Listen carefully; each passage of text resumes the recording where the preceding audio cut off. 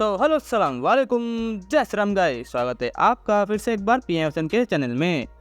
आज हम बात करने वाले हैं मार्वल के दो ऐसे कैरेक्टर्स के बारे में कि अगर वो चाहे तो अपनी शक्तियों की मदद से पूरी दुनिया को ही तबाह कर सकते हैं। एक तरफ है the God of thunder Thor, जिन्होंने अब तक थैनोस और गॉर को बहुत ही अच्छी तरीके से टक्कर दी है, और वहीं दूसरी तरफ है स्कारलेट विच, जिन्होंने अपने डार्क मैजिक की मदद से डॉक्टर स्ट्रेंज तक को टक्कर दिया है।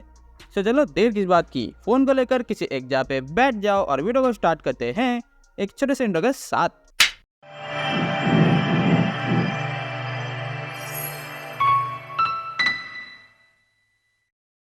सबसे पहले अगर हम बात करें स्कारलेट विच को लेकर, स्कारलेट विच को हमने सबसे पहले देखा था Avengers age of Ultron movie में। वांडा और उसका भाई पिएत्रो सोकोविया शहर में रहते थे और उनको पावर्स मिली है माइंड स्टोन की मदद से। अगर हम बात करें स्कारलेट विच के पावर्स को लेकर, सबसे पहला जो पॉइंट आता है वो है साइकिक मैनिपुलेशन। जैसे कि मैंने तुमको पहले ही बताया कि वांडा को पावर्स मिली है माइंड स्टोन की मदद से, और वो इसके मदद से किसी के भी दिमाग को कंट्रोल कर सकती है और उसको भ्रमित भी कर सकती है, जिसका एग्जाम्पल हमने एज ऑफ अल्ट्रॉन मूवी में ही देखा था कि वांडा कैसे अपनी पावर्स की मदद से सारे एवेंजर्स के दिमाग को कंट्रोल कर रही थी। इसके बाद अगर हम बात करें हमारे दूसरे नंबर पॉइंट की, जो कि है टेलीपैथी। इस पावर की मदद से वांडा किसी का भी दिमाग पढ़ सकती है, बल्कि उसने तो विजन का रोबोटिक दिमाग भी पढ़ लिया था, और मल्टीवर्स ऑफ मैडनेस मूवी में उसने प्रोफेसर एक्स को भी मार दिया था, जो कि खुद इस मामले में एक चैंपियन रह चुके हैं। इसके बाद अगर हम बात करें हमारे तीसरे नंबर पॉइंट की, जो कि है डार्क मैजिक्स। वांडा पहले तो काफ़ी पावरफुल थी ही, बट डार्क मैजिक सीखने के बाद वो और भी ज़्यादा पावरफुल बन गई। इस पावर की मदद से वो किसी भी रियलिटी को चेंज कर सकती है, और इतना ही नहीं बल्कि वो अपने इस पावर की मदद से बहुत सारे रिफ्लेक्शंस का भी यूज़ कर सकती है, जिसका एग्जाम्पल हमने मल्टीवर्स ऑफ मैडनेस मूवी में ही देखा था कि जब वो कमाताज पर अटैक करती है अमेरिका को लेने के लिए, तब वो मिरर रिफ्लेक्शन और वाटर रिफ्लेक्शन का यूज़ करती है। इसके बाद अगर हम बात करें हमारे फोर्थ नंबर पॉइंट की, जो कि है एनर्जी प्रोजेक्शन।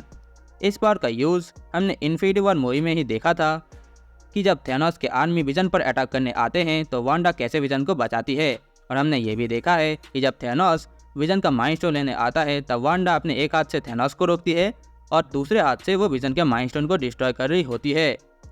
यही सारी थी वांडा की पावर्स। अब बात करते हैं थॉर को लेकर।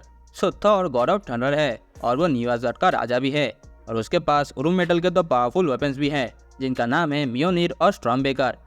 इसके बाद अगर हम बात करें थॉर के पावर्स को लेकर, तो सबसे पहला जो पॉइंट आता है वो है God like strength. Thor godfather Odin का बेटा होने के नाते उसके पास बहुत ही अच्छी स्ट्रेंथ है। उसने अपने इस पावर की मदद से निडेवेलिया के इंजन को अकेले ही स्टार्ट किया था स्टॉर्मबेकर बनाने के लिए, जो कि एक आम सुपर हीरो कर ही नहीं सकता। इसके बाद अगर हम बात करें हमारे दूसरे नंबर पॉइंट की, जो कि है गॉड लाइक ड्यूरेबिलिटी। थॉर के ड्यूरेबिलिटी का एग्जाम्पल तुम कुछ इस तरीके से देखो कि एवेंजर्स इन्फिनिटी वॉर में हमने देखा है कि थॉर कैसे पावर स्टोन के शक्तियों को सर्वाइव कर जाता है, और हमने थॉर को एक न्यूट्रॉन स्टार के गामा रेस को भी सर्वाइव करते हुए देखा है। और एक बार कॉमिक के अंदर थॉर हल्क को इतनी पावरफुल लाइटनिंग अटैक करता है कि हल्क बेहोशी हो जाता है। इसके बाद अगर हम बात करें हमारे तीसरे नंबर पॉइंट की, जो कि है गॉड लाइक स्पीड। जैसे कि मैंने तुमको पहले ही बताया कि थॉर के पास दो उरुम मेटल के पावरफुल वेपन्स है, जिनका नाम है स्टॉर्मबेकर और म्योनिर, जिनके मदद से वो लाइट स्पीड की तरह ट्रेवल कर सकता है। और थॉर अपने इस स्पीड की मदद से हेला के आर्मियों के साथ बहुत ही अच्छी तरीके से फाइट करता है, और वो स्टॉर्मबेकर की मदद से कहीं भी टेलीपोर्ट भी कर सकता है। और इसके अलावा भी क्योंकि थॉर गॉड ऑफ थंडर है, इसलिए वो बहुत ही अच्छी तरीके से थंडर अटैक्स भी मार सकता है। देखो, इस कंपैरिजन को देखते हुए तुम इसका नतीजा आसानी से निकाल सकते हो कि थॉर ही जीतेगा। देखो, फर्स्ट ऑफ ऑल वांडा अगर कोई भी मैजिक का यूज़ करती है तो उसको वो करने के लिए थोड़ा सा टाइम तो ज़रूर लगेगा, पर अगर कोई सडनली उसी वक्त उस पर अटैक करे तो वो वांडा पर हावी हो सकता है, जैसा कि थॉर ने थैनोस के साथ किया था। ठीक है, चलो मान लेते हैं कि वांडा अपने ड्यूरेबिलिटी के मदद से स्टॉर्मबेकर और म्योनिर को एक साथ होल्ड कर सकती है, जैसा कि हमने एक बार देखा भी था कि वो अपने एक हाथ की मदद से विजन के स्टोन को तोड़ रही थी और अपने दूसरे हाथ से थैनोस को होल्ड कर रही थी।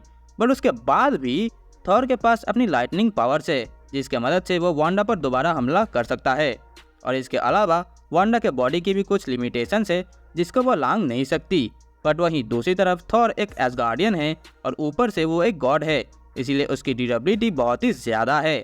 और उसके बाद तो थॉर का आर्मर है ही। थॉर के आर्मर ने न्यूट्रॉन स्टार के पावर तक को सहन किया है, जो कि उरुम मेटल तक को पिघलाने की शक्तियाँ रखता है। देखो, आई एग्री कि वांडा भी कुछ कम नहीं है, पर वो गौरव द थॉर से ज़्यादा भी नहीं है। और देखो, ये तो सिर्फ मेरी ओपिनियन थी, सबके ओपिनियंस अलग अलग होते हैं। सो अगर इस बारे में तुम्हारी कुछ राय है तो तुम मुझे अपने कमेंट्स में ज़रूर बताना। और अगर वीडियो पसंद आई हो तो लाइक करना मत भूलना। और अगर इस चैनल पर तुम नए हो तो अपनी पूरी पावर की मदद से इस चैनल को सब्सक्राइब कर दो। अब मैं चलता हूँ, मैं तुमसे फिर मिलूंगा किसी नए वीडियो किसी नए टॉपिक के साथ। तब तक के लिए अलविदा।